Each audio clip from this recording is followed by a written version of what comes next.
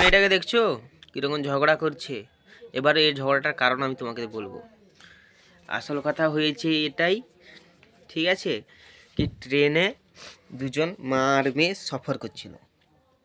সফরের মুহূর্তে মেয়েটা ট্রেনে যে একটা ডাঁটি থাকে না, এরকম টাইপের একটা রড, ঠিক আছে, এরকম রড ধরে সেদিকে ঝুলছিল, ঠিক আছে।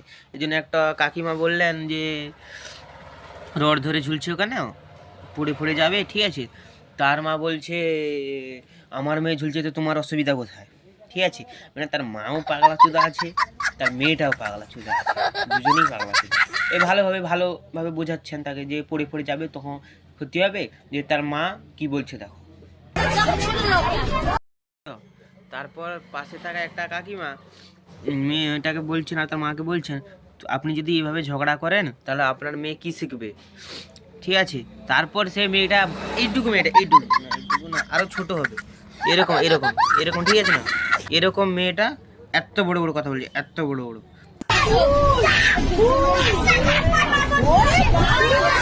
মেয়েটা পুরো ফালতু একদম বাজে। এইটুকু মেয়েটা কাঁচির চাইতে, এই যে কাঁচি আছে না, এর চাইতে ছোট হবে মেয়েটা, ঠিক আছে। এত বড় বড় কথা বলছে জুতো দিয়ে মারবো, হ্যান দিয়ে মারবো, ত্যান দিয়ে মারবো। একটা আননোন মেয়েকে এরকম মারা তো ঠিক নয়, কিন্তু কাকিমা যা করেছেন ঠিকই করেছেন আমার যেটা মনে হয়, ঠিক আছে। একটা খালি চড় মেরেছেন, যদি এই জায়গায় অন্য কেউ থাকতো তাকে ধরে এরকম এইটুকু মেয়েটা ঠিক আছে না, এরকম ধরে,